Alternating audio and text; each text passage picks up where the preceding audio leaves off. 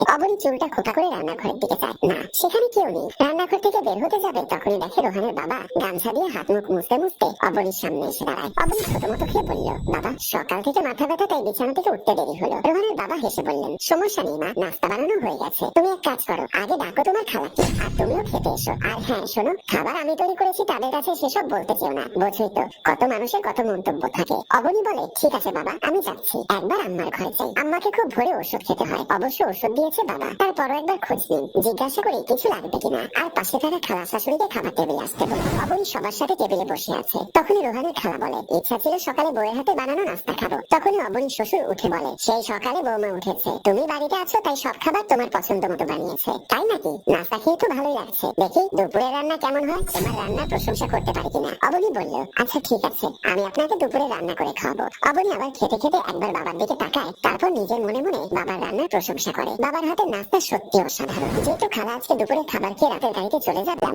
না না মা, ঠিক আছে, কিছু হয়নি আমাদের মধ্যে। আমার মনের চাপা কষ্টটা আমার শাশুড়িকে বলতে পারিনি, শাশুড়ি চলে গেল, আমার মনে পড়ে গেল আমাদের বাসর রাতের কথা। অনেক আশা নিয়ে সেদিন বাসর রাতে বসে বসেছিলাম। শুনেছি এই রাতে নাকি প্রত্যেকটা মেয়ের জীবনে অত্যন্ত আনন্দ আর সুখ নিয়ে আসে। আমারও মনে অনেক আশা ছিল। এই রাতে ঘিরে হঠাৎ করে আমার স্বামী মাতাল হয়ে ঘরে ঢুকলো। ঢুকে আমাকে বলল, এই তোর কাপড় চোপড় খোল তাড়াতাড়ি। আমি ভেবেছিলাম বাসর রাতে স্বামী ঘরে ঢুকে আমার জন্য হয়তো কোনো উপহার নিয়ে আসবে, তারপর আমাকে আদর করে কপালে একটা চুমু দিয়ে দুটো মিষ্টি কথা বলবে। কিন্তু সরাসরি এমন ব্যবহার, আমি বেশ অবাক হলাম। কে রে, তুই কি কানে কম শুনিস নাকি? আমি তোকে বলছি শরীরের সব কাপড় তাড়াতাড়ি খুলে ফেল, তারপর নাচবি। বলে সে পকেট থেকে আর একটা ছোট মদের বোতল বের করলো। সে পড়ে যেতে চাইলে আমি তাড়াতাড়ি নেমে তাকে ধরলাম। সে আমাকে ছাড়িয়ে বলল, তোকে যেটা বলেছি সেটা কর। আপনার অবস্থা ভালো না, আপনি প্রচুর মদ খেয়েছেন তাই না? আপনি শুয়ে পড়ুন। তখন শিপন রেগে আমার চুলের মুঠি ধরে বলল, আমি কি করবো সেটা তুই বলে দিবি? আজকে বিয়ের প্রথম রাতেই স্বামীকে নিজের হাতে করে নিবি ভেবেছিস? আমি কিন্তু সেই ছেলে না, বরং স্ত্রীকে যখন ইচ্ছা তখন টেনে হেঁচড়ে বিছানায় নিয়ে যাবো, বুঝতে পেরেছিস? বলে সে আমাকে বিছানায় ধাক্কা দিয়ে বসিয়ে আমার গায়ে মদ ঢালতে লাগলো। সেই রাতের কথা মনে করে আমার গা শিউরে উঠলো। চোখের জল মুছে পাশে তাকিয়ে দেখলাম আমার ননদ শিউলি দাঁড়িয়ে আছে। তুমি কাঁদছো কেন ভাবি? কই